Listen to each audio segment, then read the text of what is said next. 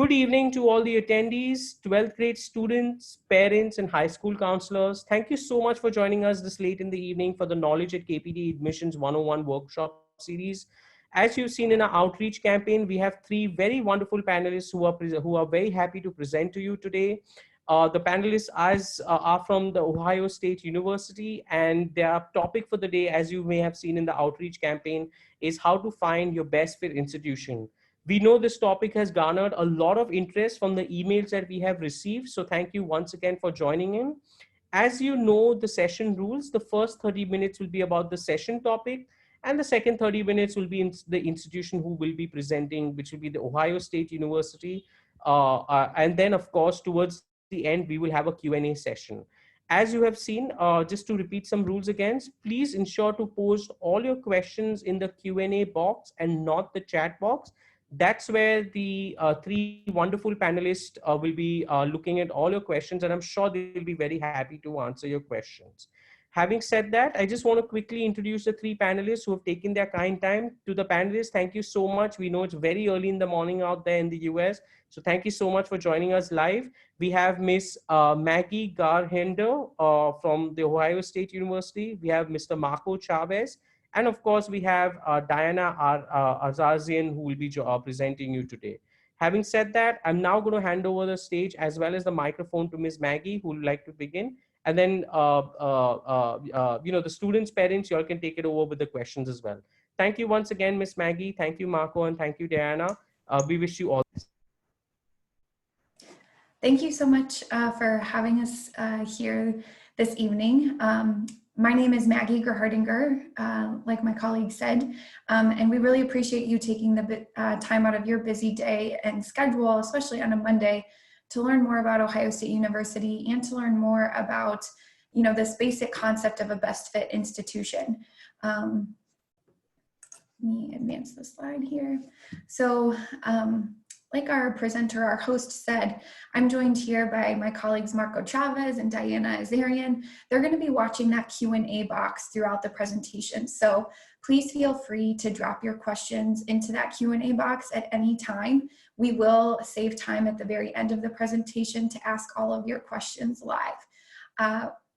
Marco, Diana, and myself work primarily with international students and students that are looking at attending Ohio State University from different countries around the world. So we're really excited to connect with you via Zoom today. We know that traveling right now is a challenge, and so we're super excited to be able to use technology to share all of this wonderful information with you as you begin your college search process.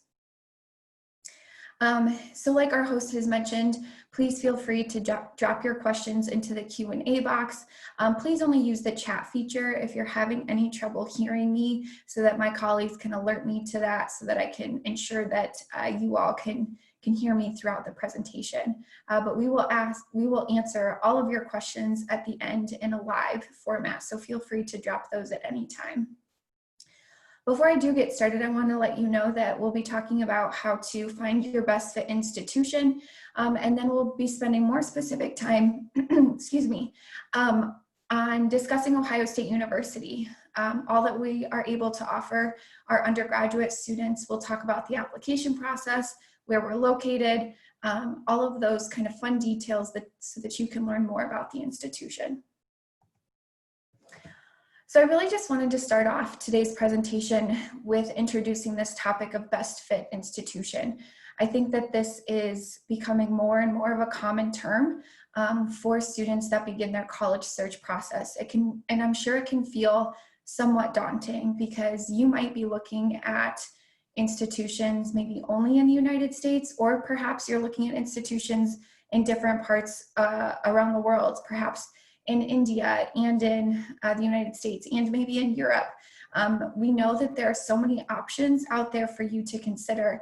And so I certainly understand how this type of best fit idea or concept can be a little bit daunting. So that's why we're here to really help you kind of define that.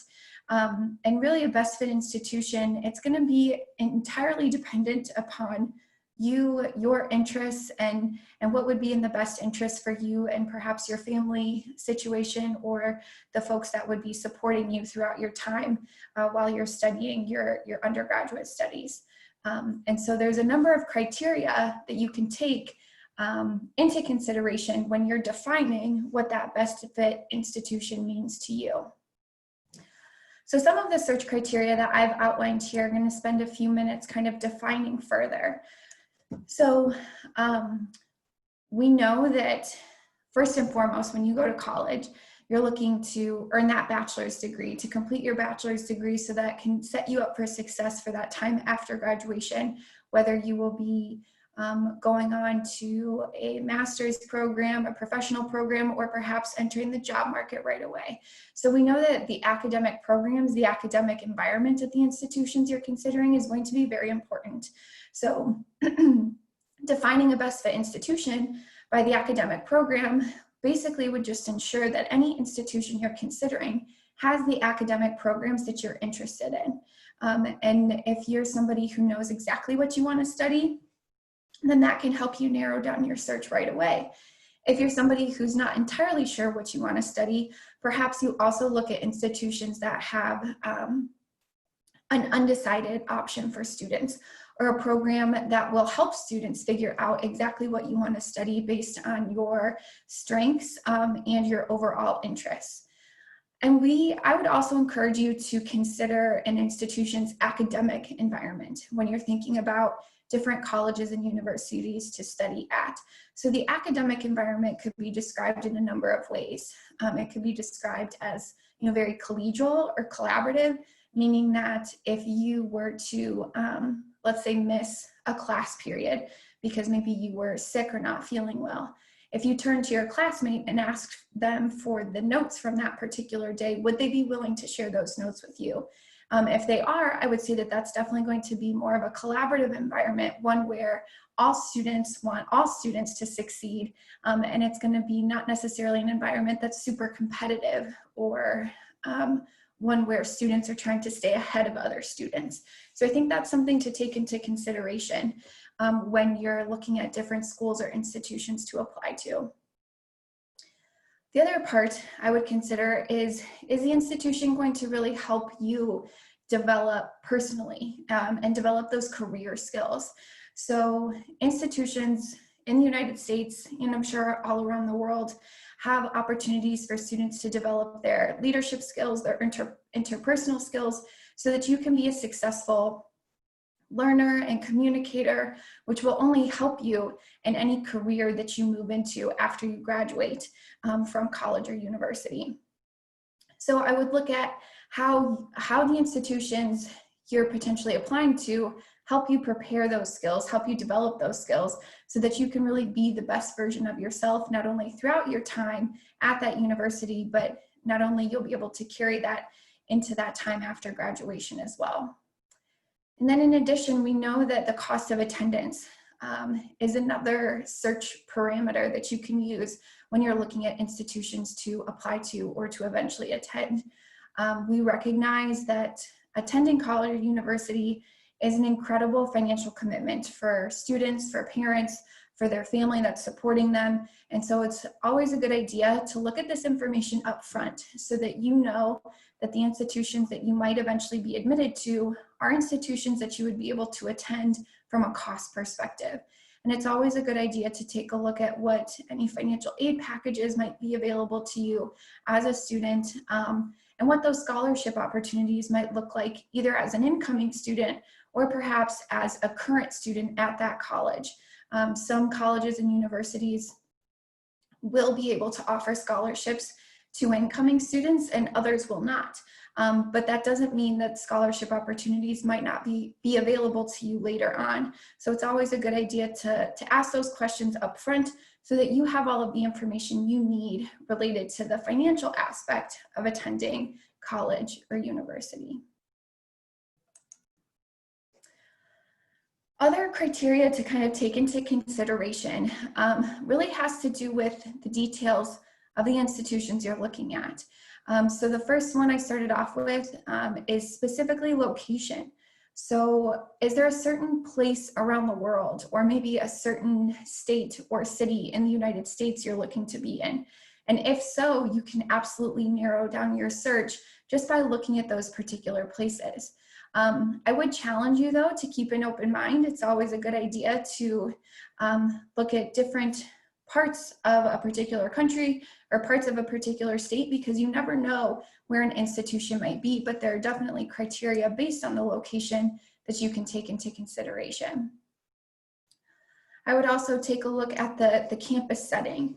So a campus, particularly in the United States, can be somewhat open, or it can kind of be enclosed or encapsulated in a particular city or a particular town. So for instance, an open campus might be one that is kind of in a downtown area of a large city. So maybe the campus buildings are intermixed with businesses or apartment complexes or restaurants or different things like that. So that would kind of be more of an open campus setting, where your campus classes would be surrounded not just by other classroom buildings. An enclosed campus setting would be more where campus is just kind of one entity, where it has clearly defined borders, so that you know you're on campus because all of the buildings are affiliated with the university and they're all very close together. The campus settings can also be described as kind of urban, so more situated in a large metropolitan city. They can be described as suburban, which is typically when a college or university is maybe closer to a few kilometers, or maybe closer to 20 or 30 minutes away from a large city center. Or they can be described as more rural. So maybe they're in a smaller town or a place that's not very close to a large city or metropolitan area. You also have different types of institutions, particularly in the United States. You have public universities and you have private universities. Public universities are universities that are accepting financial funds and assistance from both the state government and from the federal government. And so like Ohio State University is a public institution. So not only do we have university regulations that we have to follow, but there are also regulations that we have to follow as a public institution in the state of Ohio and in the United States. And so sometimes, very generally, public institutions have certain criteria that they're able to award financial assistance or financial aid packages to certain types of students, whereas private institutions sometimes have a little bit more flexibility. So I would definitely take a look at the different types of institutions that you're looking at to see if they're more public or private. And then also another criteria to take into consideration is the size of the institution. So are you somebody who's really interested in a large campus community that might have over 30,000 undergraduate students? Or are you interested in more of a medium-sized campus, maybe that has anywhere between 10,000 and 30,000 undergraduate students? Or would you prefer a much smaller environment that has less than 10,000 undergraduate students? Maybe it has closer to 5,000 undergraduate students. That would definitely be a campus community where you would recognize faces on a daily basis. And you might even, really get to know everybody in your particular classes in your graduating years. And so the size of the institution can also play an impact on your experience at that college or university. So something to absolutely take into consideration as you consider what schools to apply to. And then finally, I would also challenge you to think about the type of campus community you want to be involved in as an undergraduate student. Is the school that you're looking at, does it have a vibrant campus community? Are there lots of different opportunities for students to stay engaged in not only their academics, but also their hobbies and interests that they, not only their academics, but the hobbies and interests that you have, so that you can really feel like the institution you're attending is a place where you're comfortable and where you are able to be the best version of yourself and where you're able to grow and to learn from other students around you. And are there fun things for you to do?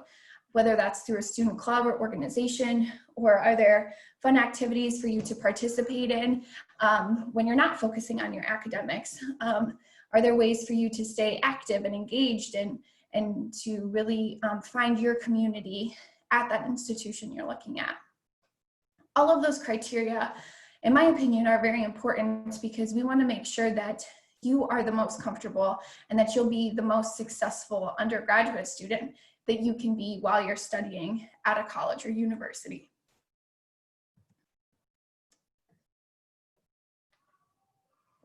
So thinking about all of that, different criteria, it's a lot of criteria to take into consideration. So some general kind of advice and tips that we have for students who are starting their college search process. The first piece is really just to keep an open mind. Keep an open mind during the search process because you never know where that might take you. If you keep an open mind, that means that you'll be able to objectively look at a college or university and determine if it's a place where you could potentially see yourself studying for 4 years, if you can see yourself on that campus community. And the other piece of advice is that the best fit institution is not going to be the same for everybody, and that's perfectly acceptable. So we recognize that students have different needs. And as an admissions counselor who does work for a specific university, I work for Ohio State University, I fully recognize though that while I want Ohio State to be a place that all students apply to, I recognize that it's not going to be the best fit institution for every single student because of a variety of reasons. So it's perfectly okay if your best friend in high school is looking at an entirely different list of colleges or universities because maybe their search criteria is different than yours. Maybe they have different priorities. And so it's a really good idea to have that conversation with your school counselor, have that conversation with your family members or anybody who's supporting you throughout the college search process so that you can really understand, so that they can really understand what you're looking for in that college or university so that you can really be on the same page when you start that search process. We know that best fit is going to be different for every student, and there are so many options out there because we want to be able to meet students' needs. I also encourage you to take a variety of criteria into consideration. Don't just focus on one particular part. Don't just focus on maybe a school's rankings, but really take a look or take a deeper dive into the campus community, into the resources that colleges and universities have that can best support you as a student at that institution. All of those criteria will be very important to you as you kind of move throughout your undergraduate education. So it's a really good idea to take them into consideration now while you're starting the college search process. And then finally, ask questions. Do what you're doing now by attending this Zoom webinar, this workshop. Ask questions of admissions counselors, ask questions of maybe students that you know that are already studying at college or university, ask questions of institution alumni so that you can get a good idea of what that particular college or university is like. And if you ever have the opportunity to engage with current students from a college or university, take advantage of that because they will be honest with you and upfront with you about their experiences at that college or university. And it's always a good idea to learn firsthand from students that are currently attending the colleges that you're looking at. And that's what myself, Marco, and Diana are really here to do, is to help you throughout your college search process and also just to provide general guidance, not only about Ohio State, but about all of the options that might be out there for you. So I'm going to pause just for a quick minute.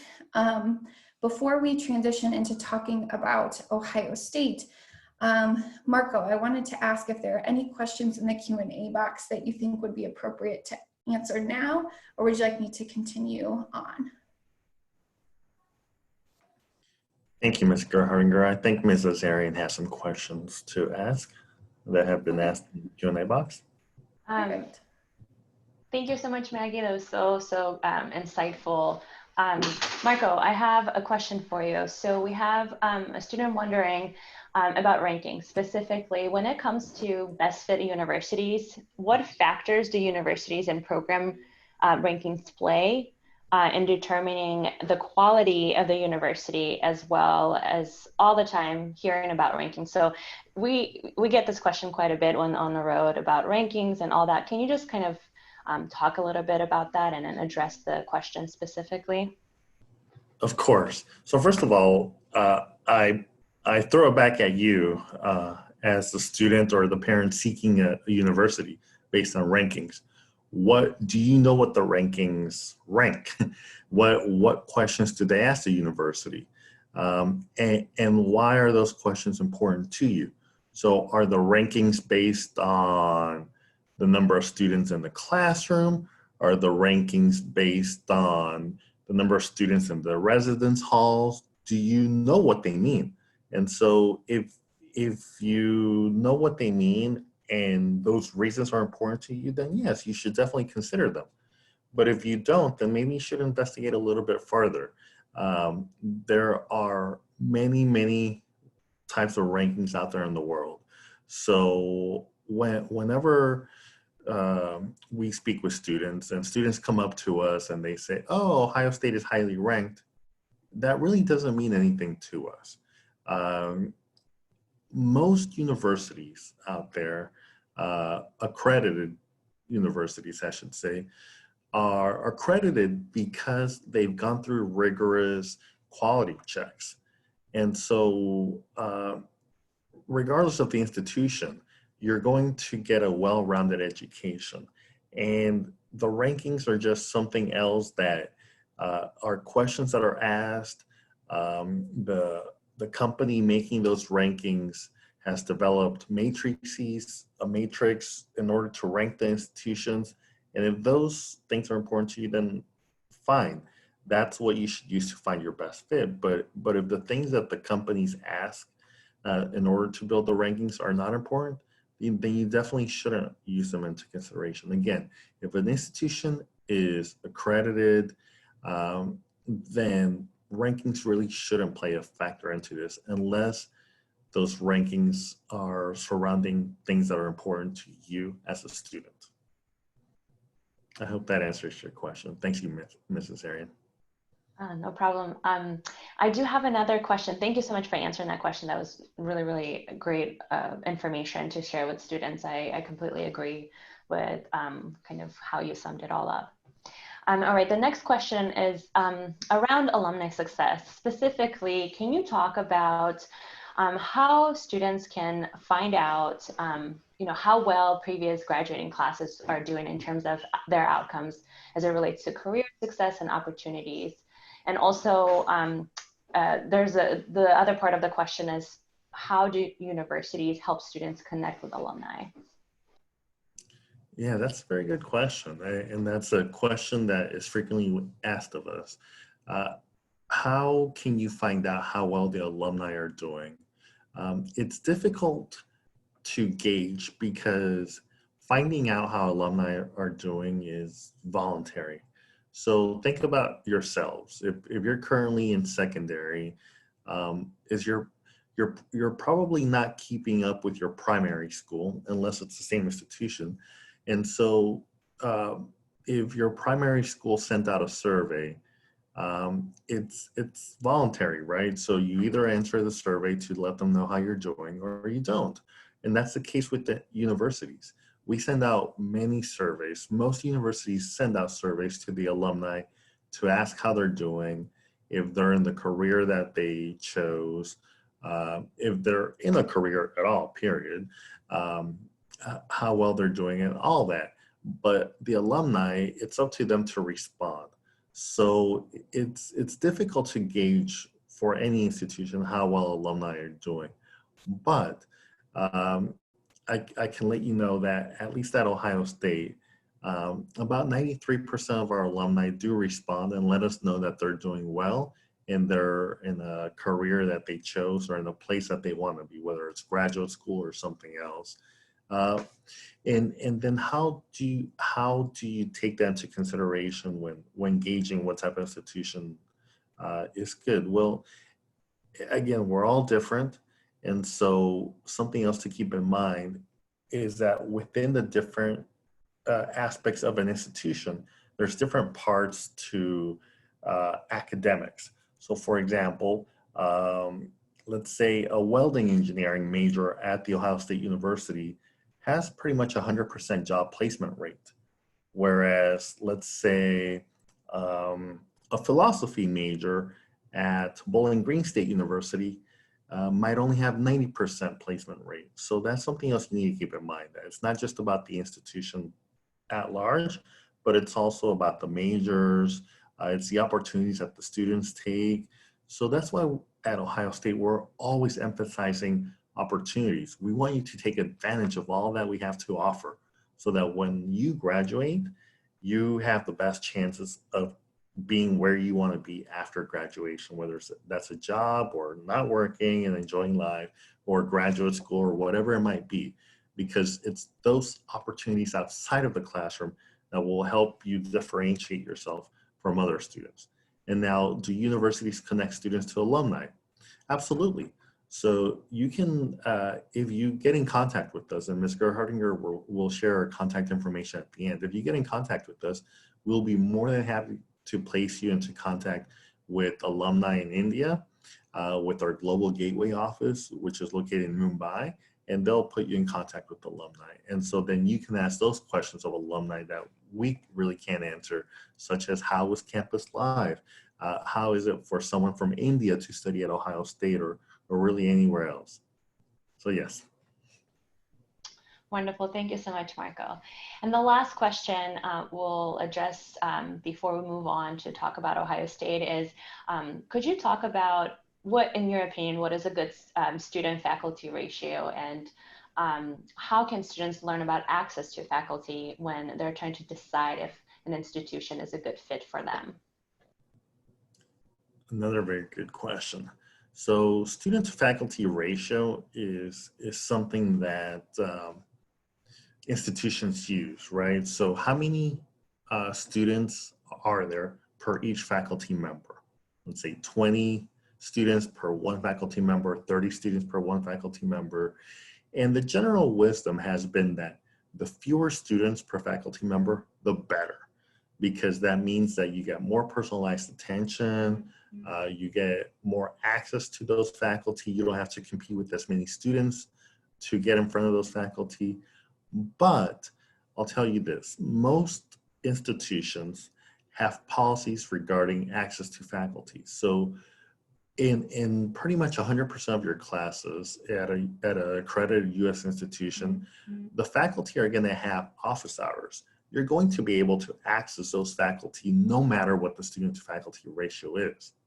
Another thing to keep in mind is that the student to faculty ratio doesn't necessarily reflect real life in-class experiences. So I'll give you an example. Let's say the student to faculty ratio at any given institution is 20:1.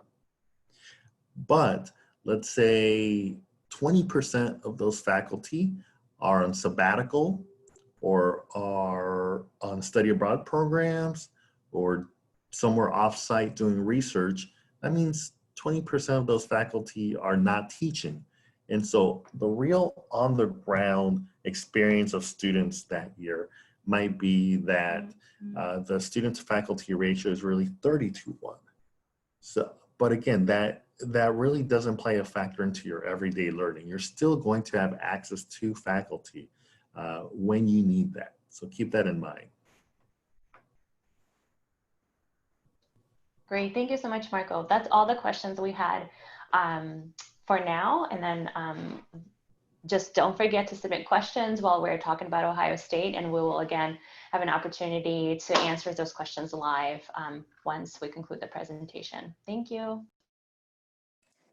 Thank you so much to all of our attendees who have posted questions already. I really appreciate you your listening, and also appreciate the thoughtful questions that you've asked. And thank you to Marco and Diana for fielding those as they've come in. So like we mentioned, we're gonna shift gears just a little bit here and focus on talking about Ohio State University and what we can offer you as an undergraduate student. So you may or may not already know this, but Ohio State University is actually one of the largest public universities in the United States. We do have over 45,000 undergraduate students studying on our Columbus campus, and we offer our students over 200 different majors to choose from.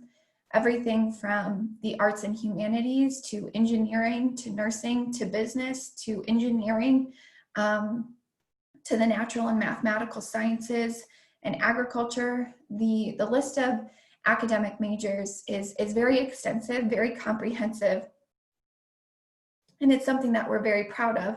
And with that, students are also able to choose from 500 different minors or specializations. So what this means is, as an undergraduate student at Ohio State, you really get to customize your education as an undergraduate student. You can absolutely double major across different academic disciplines. You can have one major and one or two different minors if you choose. And we have the academic advising support services to really help you lay out your academic plan and then help you achieve that academic plan by taking the appropriate courses. As a Tier 1 research institution in the United States, we're also very much committed to helping undergraduate students get connected with research opportunities.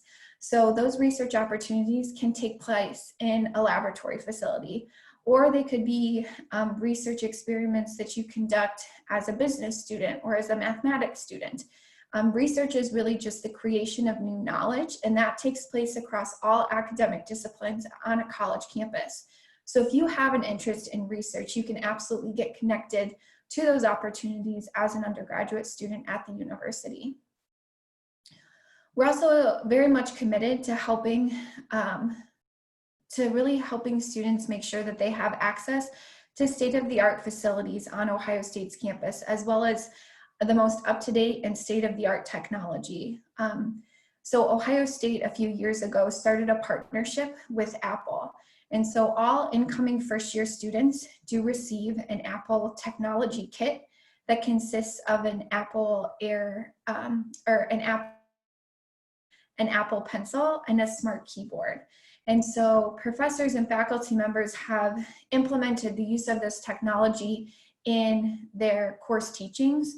And you also have the opportunity to engage in some coding courses, regardless of what your major is at Ohio State.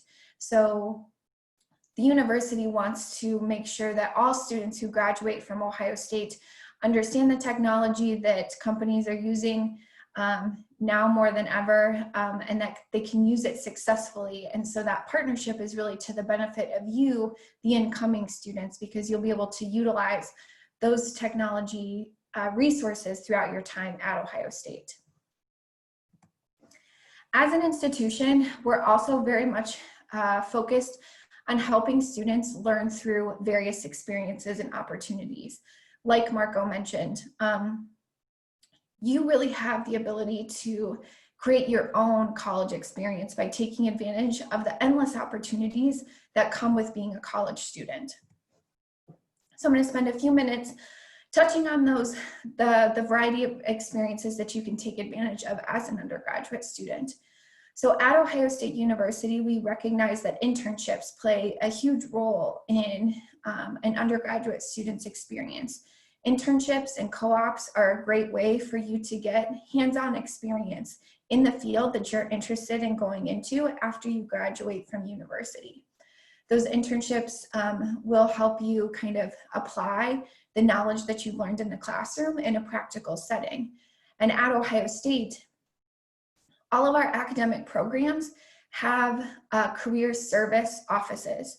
So those career service offices help students get connected to employers who are interested in Ohio State students for those internship opportunities and for those job opportunities for your time after graduation.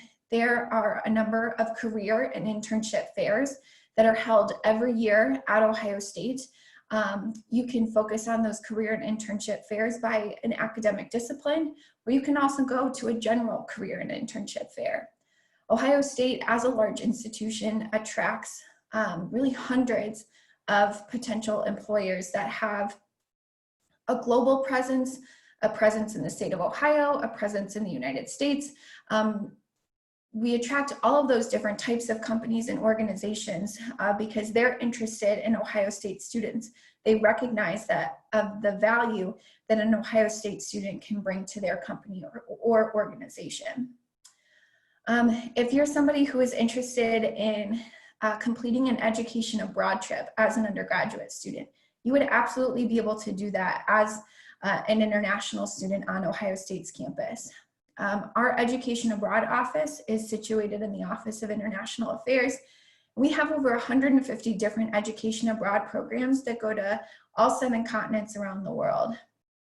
So if you want to complete a short-term study abroad trip that maybe only lasts a couple of weeks during the May semester, or maybe if you want to go on a longer-term education abroad trip that lasts an entire semester, we have programs set up for you so that you can really engage in that opportunity if it's something that you're interested in doing.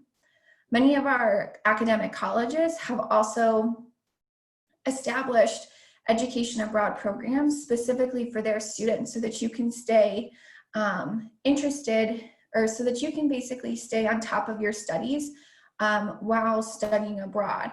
So for instance, I know that every year our College of Pharmacy takes a group of undergraduate and graduate pharmacy students to different countries in Western Europe. And while they are on that education abroad trip, they will learn about the pharmaceutical industry in that particular country while also engaging in some cultural enrichment opportunities. At Ohio State, as I mentioned earlier in the presentation, it's always a good idea to understand how a university is going to help you grow personally and professionally. And so Ohio State is very much committed to helping students develop those interpersonal skills that will help you be successful no matter what your career is or what your time after graduation looks like. So we are absolutely there to help you develop those leadership skills, to help you develop the skills to communicate well, to work in diverse groups of people, because we know that those are skills that will help you be successful no matter what career path you choose. At Ohio State, you can engage in those leadership opportunities in a number of ways. You could join one of the 1,400 different clubs or organizations that students are a part of on Ohio State's campus and apply for a leadership position. You can actually minor in leadership development as an Ohio State student, so actually getting university credit for learning how to develop your leadership skills. And you can also be a leader in a more informal way. You can be a leader by participating in class discussions, in taking on different projects in your residence hall to bring the community together in the residence hall that you're living in. There are many ways to engage those skills, and the university is there to help you develop them. The biggest piece of advice I want to share with you too is that none of these experiences have to be exclusive of one another. So as an Ohio State student, you can actually absolutely have an internship during your time at Ohio State and participate in a research project and engage in leadership development. It's really up to you and the experiences that you want to have as an undergraduate student. And so we've been spending a lot of time talking about finding your fit. Well, at Ohio State, we're also here to help you find your fit, because we know that at Ohio State, no student experience is ever going to be exactly the same. And I can absolutely attest to that. I graduated from Ohio State University a couple of, well, not a couple anymore, but a number of years ago now. And then my 2 younger sisters also graduated from the university, and our experiences were very different. We all had different majors. We participated in different clubs and organizations. We each had a different campus job. So that's what makes Ohio State an exciting place to be, is because no student experience is ever going to be the same, and you will get to learn from other students who have various interests And you'll get to really also find your home away from home and find your community by participating in the clubs and organizations that are of interest to you. Ohio State works really hard to help students, particularly incoming students, be successful. We recognize that the transition to college life is unique for every single student. And it's a transition no matter where you're coming from. So we know that transition to college life can be challenging, and we're here to help you meet those challenges head on. Ohio State's first year experience program, along with the Office of International Affairs, who supports international students, is really there to help you make that transition successfully during your first year. You'll engage in a number of academic seminars to really help you learn really the business of how to be a successful Ohio State student, from using all of the different systems to learning how to get access to your academic advisor. All of those things the first year experience office can help you with. The university has a 94% first year retention rate. That means that 94% of the incoming first year students at Ohio State stay for their second year and continue their Ohio State education. We believe this is a reflection of all of the hard work that the first year experience office puts in, but it's also a testament to all of the hard work that Ohio State students do every single year to find their home away from home and to be successful in the classroom setting. And that support continues with your second year. A number of years ago, Ohio State implemented the second year transformational experience program, otherwise known as STEP. STEP is a program that second year students can opt into participating into. When you participate in that program, you're a part of a cohort of about 25 to 30 second year students, and you're assigned to a faculty mentor. That faculty mentor is somebody that you can get to know throughout your second year and beyond. As an Ohio State student, somebody who can really serve as a mentor to you during your time at the university. And during your second year, you'll complete different programs and activities with your cohort, while also completing a proposal to have a transformational experience as an Ohio State student. Those experiences can be related to education abroad, to internships, to research, to leadership development, to creative expression, or to service learning. And so when you submit this proposal, you submit it to the STEP committee to receive a grant of up to $2,000 to help fund your transformational experience. These are funds that the university is giving to you to help your Ohio State experience and to help fund it. It's not money that you ever have to pay back to the institution, and it's an incredible investment that the university is making in you and in your experiences. So as I mentioned, it's always a good idea to take a look at the type of campus community that an institution has. At Ohio State, we have over 1,400 different student clubs and organizations that students can join to really find their Ohio State community. Those clubs and organizations range from clubs focused on academics, to intramural sports, to multicultural clubs, to sororities and fraternities, to service learning organizations. There are so many ways that you can stay engaged with the campus community so that you're really finding your home away from home at Ohio State. We also can't talk about Ohio State without mentioning the wonderful city that we're situated in. So Ohio State is located in the city of Columbus, which is the state capital of Ohio. You see Ohio is highlighted in red on this map of the United States. Ohio is considered to be in the Midwestern part of the United States. We're much closer, as you can see, to the East Coast rather than to the West Coast of the United States. And the Midwestern part of the United States, I would say, is definitely characterized as being a friendly kind of region of the US, a very welcoming place, a place where it's very commonplace to hold a door open for another person who might be entering or exiting the same building you are. Or when you pass people on Ohio State's campus, you might hear them say, "Hi, how are you? I hope you're having a good day." Just different things like that. I would say that the Midwestern part of the United States and the city of Columbus is well known for being a welcoming and friendly place. Columbus is also the 14th largest city in the United States. So as an Ohio State student, in my opinion, our students get the best of both worlds because you're on that traditional enclosed campus community. So you know that when you're on Ohio State's campus, because we do have very defined borders, and it's a place where all of your residence halls are in different areas. You have your classroom buildings, your recreation facilities, but we're located only a few miles north of downtown Columbus.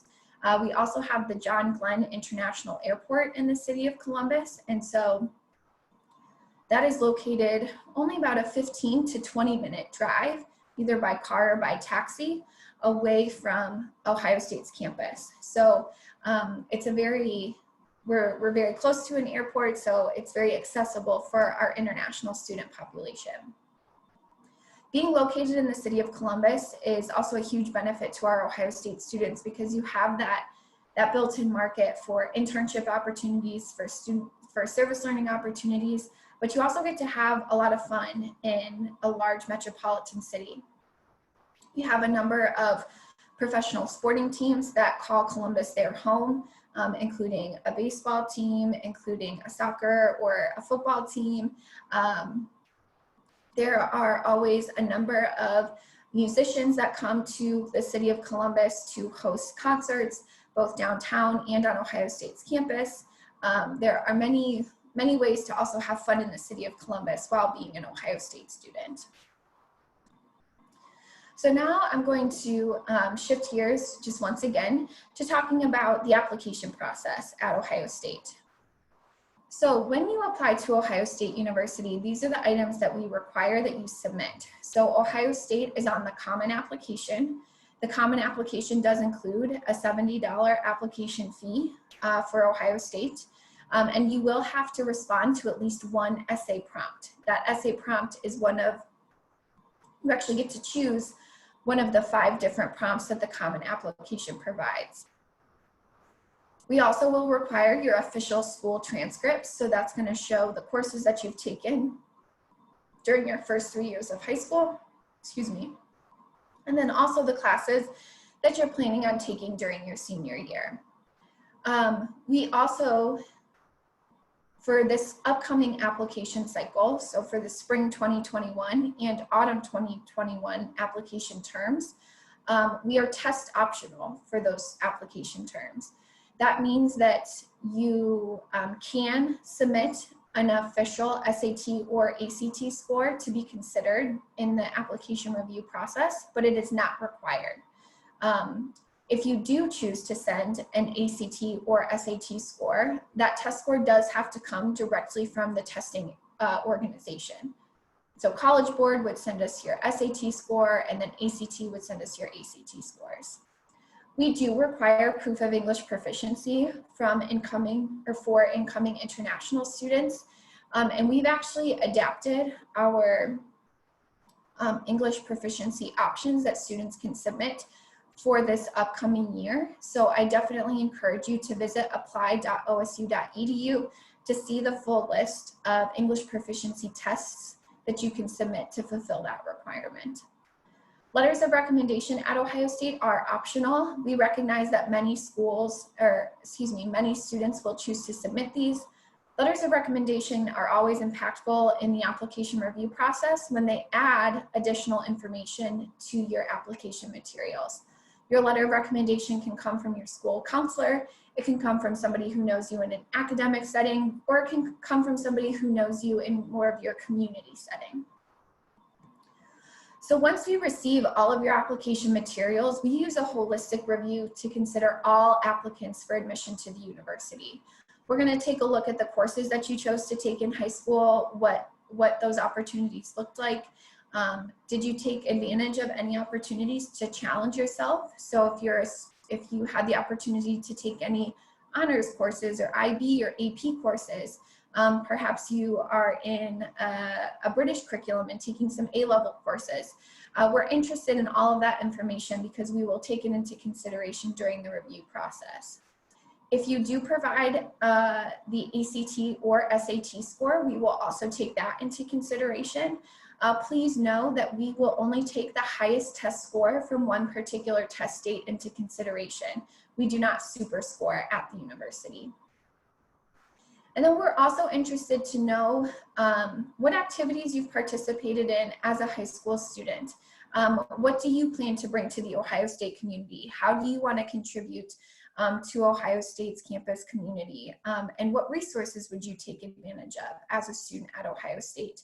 As an institution, we strive to really bring in a class of incoming first-year students that is reflective of the world around us. And so we'll take a number of those factors into consideration during the review process. I also encourage you on the Common Application to list any leadership or work experiences that you've had, because we want to understand the types of opportunities you've taken advantage of as a high school student. So I want to bring to your attention a few programs that you can actually apply to on Ohio State's Common Application when you're applying for admission to the university. University Honors and Ohio State Scholars are two different programs, but they're run by the same office. University Honors is really for students who are looking to enrich their academic experience at Ohio State by taking honors level courses.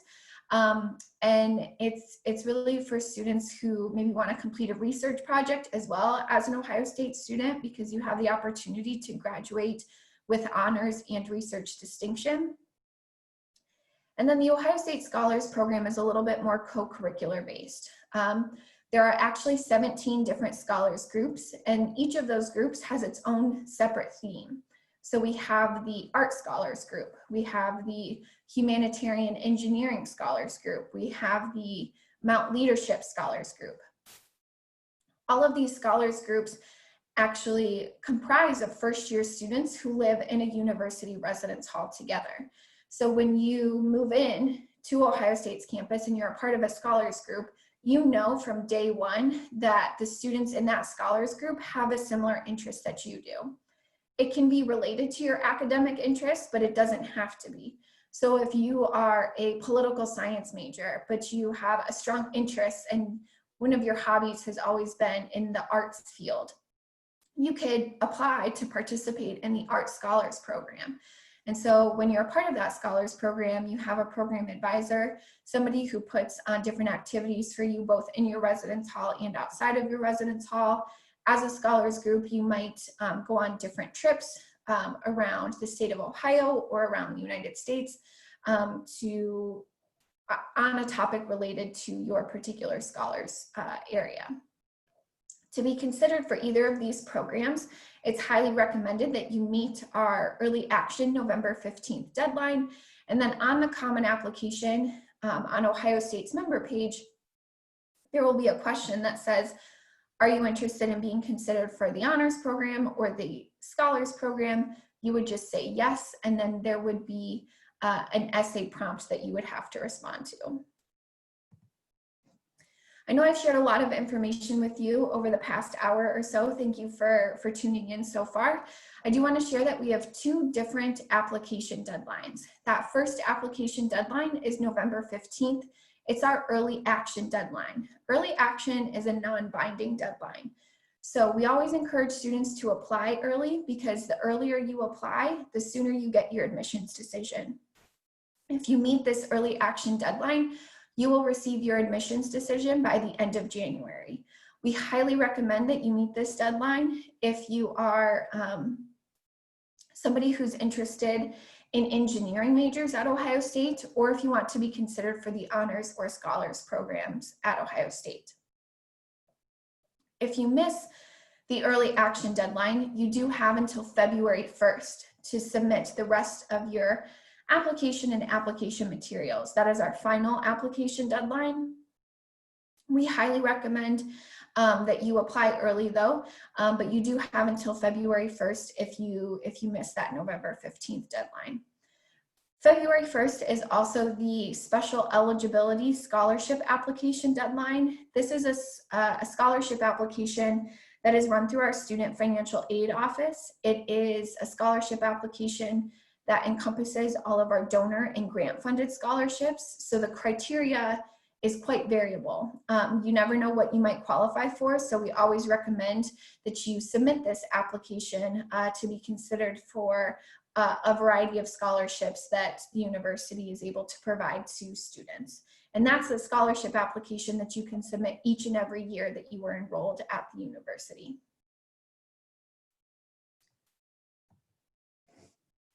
So I've been seeing a couple of questions have been coming into the Q&A box, but please, I encourage you to jot down our contact information here. You'll see my personal email address listed, as well as the email address for our international admissions team, which is comprised of myself, Marco, and Diane. And then if you want to learn more about Ohio State, and if you want to be a part of some email communications that you would receive from the university, I highly recommend that you visit replycard.osu.edu/virtual and input your information, because really it lets us know that you're interested in Ohio State, and we'll send you helpful application reminders and more information about a variety of programs and deadlines at the university. But I will reach out to Diana and Marco to see what questions that have come in that we can help answer right now. First, Maggie, thank you so much for such an insightful presentation about Ohio State. You shared really a lot of information about our campus. And a lot of the questions that we've been receiving kind of have already been covered through your presentation. But we do have some really good questions that I am going to ask Marco to help us with. Marco, first, briefly, could you please, this question actually came in during the first part of the presentation, and so the first part of question has already been answered, but the student is wondering if research opportunities and class sizes vary between private and public schools. So if you don't mind just kind of touching on that briefly. Definitely, thank you for the question. So the short answer is no. It really depends on the institution. I'll give you a couple of examples. NYU, USC, University of Southern California, they're private institutions, yet they're very large institutions. Ohio Northern is a private institution. It's a very small institution. Ohio State University, it's a public institution. It's a very large institution. So in regards to institution size, it really doesn't affect in regards to the institution type, it doesn't affect the institution size. And then within that, the student faculty ratio or class sizes, no. Typically, larger classes tend to be those that everybody has to take at the institution. At Ohio State, that tends to be calculus, that tends to be English composition, science classes with labs. So those tend to be larger. But then at most universities, the higher you go in your degree, the smaller and smaller the classes get. Wonderful. Thank you so much for answering that question. Another question that is related to research opportunities. So could you just kind of expand a little bit on how hard or difficult it is to get access to research opportunities on our campus? And also, would you say that those opportunities are limited to a number of students? A specific number of students? Sure. So Ms. Gerhardinger kind of touched on this. Every Ohio State student has access to research opportunities. So how difficult is it? Not difficult at all. We have an office called the Office of Undergraduate Research and Creative Inquiry, which helps students get connected to research. So if you already, let's say if you're in the class and you connect with your professor organically, and you decide to partner up with your professor on a research project that they're working on or create a new research project, great. But let's say you have an interest and you haven't been able to match that interest with a professor or a mentor to help guide you. You can go to this office, again, Office of Undergraduate Research and Creative Inquiry, and tell them, hi, I have an interest in studying botany. Specifically plants found in sub-Saharan Africa, for example, and they'll help match you up with a research project that already exists at Ohio State.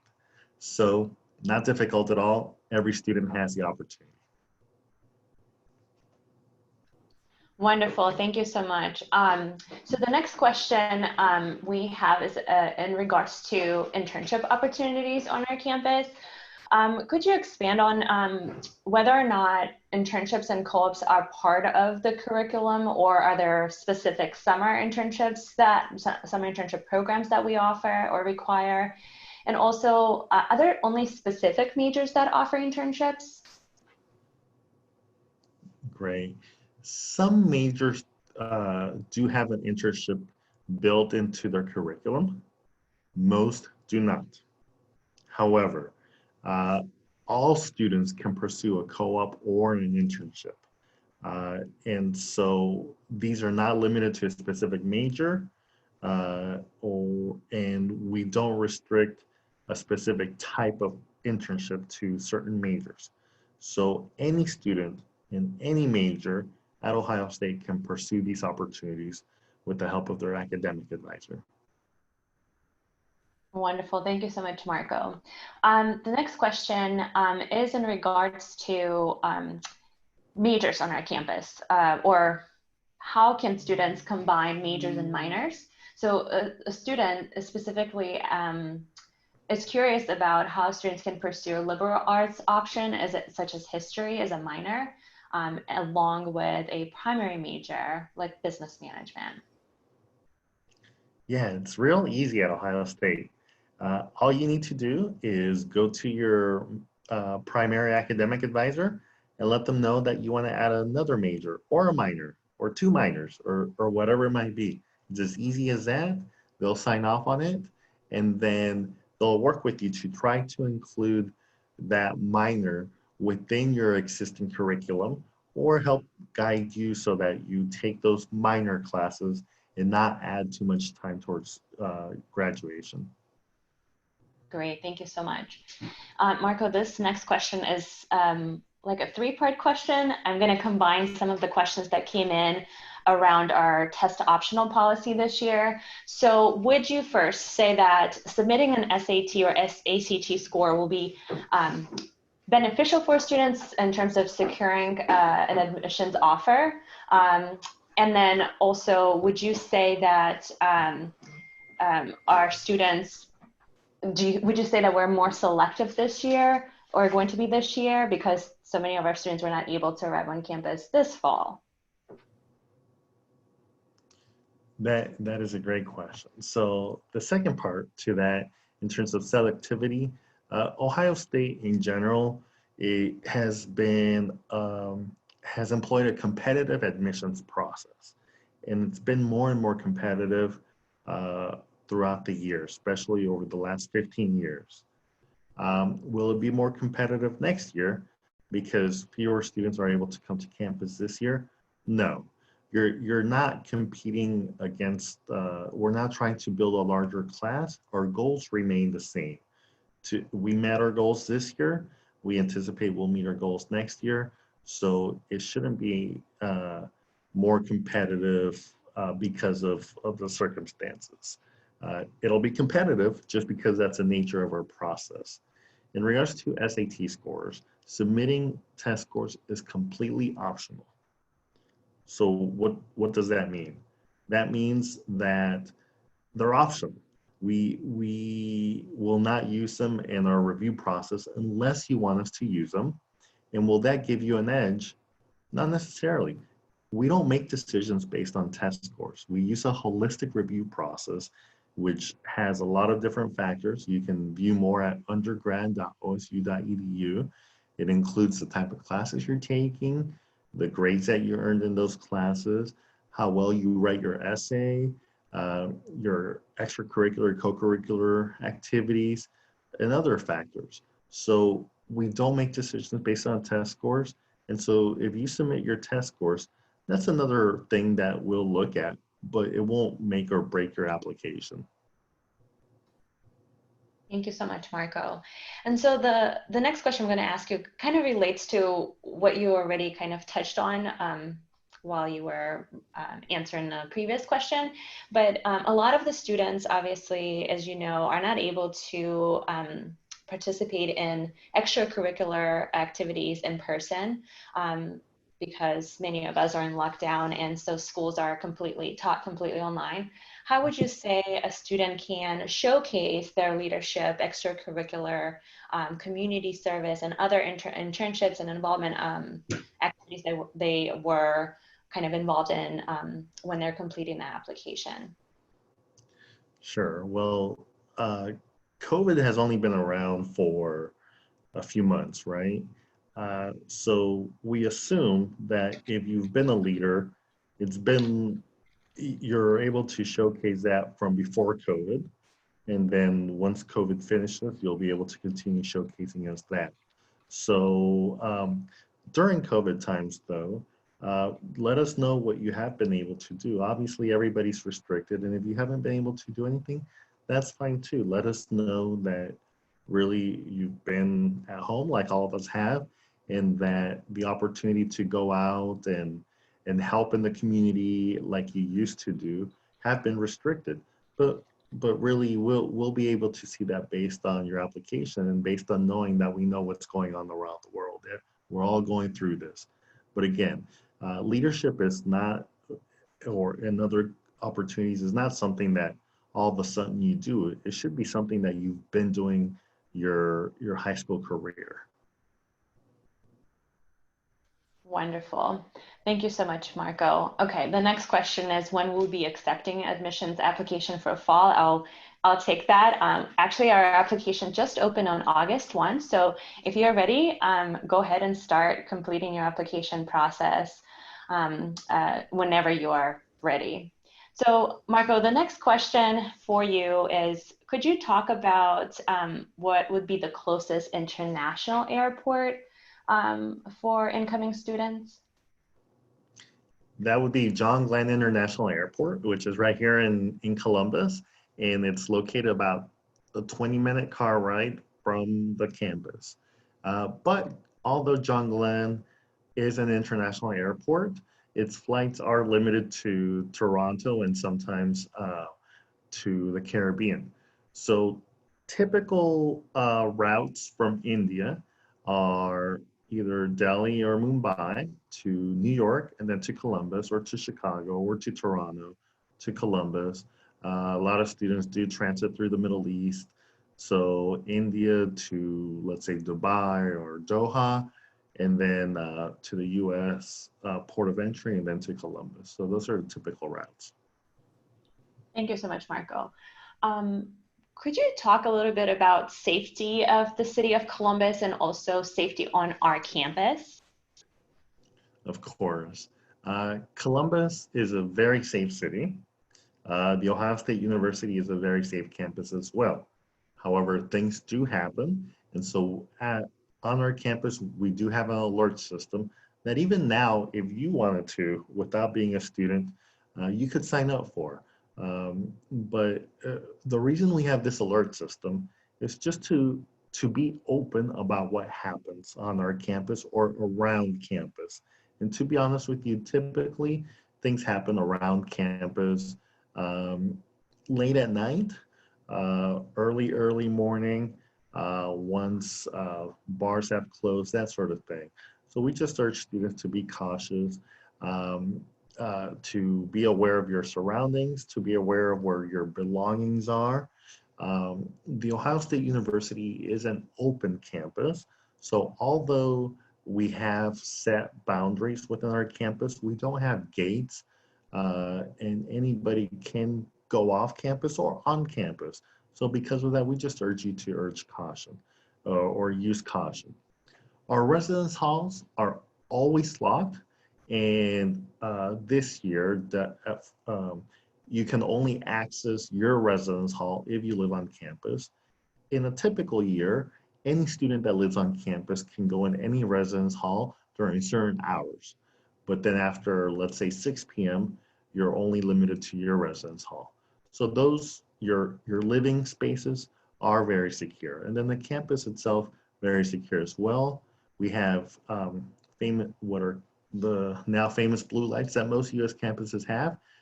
These are poles with a blue light at the top. Wherever you feel in danger, just press a button and the police will be there within 30 seconds, guaranteed. Wonderful. Thank you so much, Marco. Um, so I'm going to combine a couple of questions into one. So first of all, how could the students get more information about what current Indian students on our campus are kind of getting engaged in and how they're doing? What is their success, success of current and past Indian students, some popular majors that they are pursuing, and also could you also highlight whether our international students will have to participate in international student specific extracurricular activities, or are they able to kind of just get engaged and involved in anything that they want to do on our campus? Sure. So I encourage you to go to osu.edu, and at the top there's a search link. Click on that and then search for student life and student organizations. With those links, you'll be able to find what student organization exists, especially around the themes of Indian students. So the Indian Student Association or Association of Indian Students, different types of organizations, and those are out there for you to get involved. And now, the second part of your question was, could you repeat that, please? Yes, could you talk about how to get involved on campus, and specifically talk about whether international students have specific international activities that they can get involved in, or are essentially all organizations are open to our international students? Got it. So getting involved is as easy as contacting the student organization. Again, by doing those searches that I mentioned, you'll be able to find the contact information for those organizations. And as Ms. Gerhardinger said, there's organizations for all sorts of interests, over 1,000 student organizations on our campus. And then, are there certain things that you as international students have to do? Not necessarily. So everything that's available on our campus is for Ohio State students. When you're here, you're an Ohio State student. Yes, you're an Ohio State student from India, but you're still an Ohio State student, much like a student from Chicago is an Ohio State student, much like a student from Ohio is an Ohio State student. You have the same access as any other student has to our resources, internships, support services, everything. So we don't limit you because you're international. Now, are there support services that are extra? Yes, there are, because you have to make sure that you're in status with your student visa. So we want to make sure that you're aware of that. So we offer workshops, and also there are some things that are unique to you that you might be going through, such as getting acclimated to a new country, learning about how to navigate the culture of a U.S. university. So we offer, again, workshops around those themes to help you. So we don't limit you to anything, but we do have extra support services for international students. Great, Marco. And we just received a really great question, a really important question. It would be an important question for me. Could you talk about campus infrastructure and also specifically meal dining options on our campus? Campus infrastructure. So the institution, the Ohio State University, is a very large campus. And so like I said, we're not enclosed, but it's kind of defined. So once you step on campus, it's like you're stepping into a small village. There's streets, there's sidewalks. You go from one building to the other. As you walk through campus, you'll encounter maybe dining halls, which we have many of. You'll encounter residence halls, which we have dozens of, laboratories or university hospital. You might cross the river that runs through campus. So the infrastructure is large, it's well developed, well maintained. But to help you navigate around campus and get from one building to the other, use your feet. Our paths are also wheelchair accessible. bicycle if you happen to have one. We have bike sharing, and we also have buses. So if you, for example, we do have winter. So let's say it's winter time and you don't want to walk across campus, you can download our OSU app and see um, where the bus is in relation to you, and then go out and meet it just as it pulls up, and then take the bus to your class. So we have all of that in order to get around. And I hope I answered the question fully. You did. Thank you so much, Marco. And the last question we have that came in focuses on this coming fall. Could you kind of talk about what we'll be providing in terms of courses that will be offered on campus, online, or is there a mix of both? Yeah, it's really all of the above, right? So we do have some courses that are starting online, but then we'll transition to uh, we'll stay online the entire time. We have some courses that will start in person, but we'll transition to online. And then we'll have some courses that uh, are mainly online, but may meet a couple times. So really all of the above. We just want to make sure that we're being safe and that we're keeping student safety first. Yes, thank you so much, Marco. Absolutely. So we just had another question that came in, and it is in regards to our English proficiency requirements. So as we know, many students are not able to access TOEFL and IELTS testing centers. Would you say, could you expand on other opportunities that students have in order to meet our English proficiency requirement? And specifically, are we accepting Duolingo? Yeah, we are accepting Duolingo for this coming school year, calendar year. We are accepting the TOEFL at home, IELTS indicator. So those are some options that you have. In addition, if you attend an American institution or an institution that is regionally accredited in the US, that would count as well to meet our English proficiency requirements. Wonderful. Thank you so much, Marco. That is all the questions we had. Thank you all so much for submitting such thoughtful questions. And as Maggie mentioned, you can submit questions to us at any time. So thank you so much. Great. Thank you so much to our three wonderful panelists who've taken their kind time very early in the morning to, not only present about the session topic and share more knowledge about that, but also provide information about their great institution, the Ohio State University.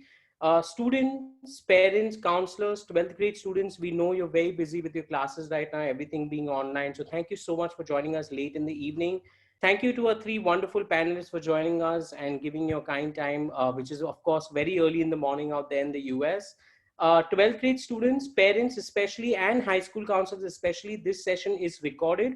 So it will be shared with your school counseling department so that other students who were not able to participate today can view the recording and go over everything so that they can learn more about the institution, as well as get in touch directly with the admission representatives who have presented today. Having said that, I think it's a wrap for today's session. Thank you so much, Ms. Maggie. Thank you so much, Mr. Marco. And thank you so much, Ms. Diana, for joining us today. We truly appreciate your kind time. Thank you. Thank you all so much. It was nice to connect with you, and please reach out if you have any questions about Ohio State or the application process. And thank you to our host for graciously hosting us. We really appreciate your time as well. Thank you so much, Maggie. Thank you so much, Marco and Diana. And thank you to the students for joining in. I wish you all a wonderful evening. Please take care and stay safe. Thank you again. Goodbye for the day. Bye-bye. Have a nice day.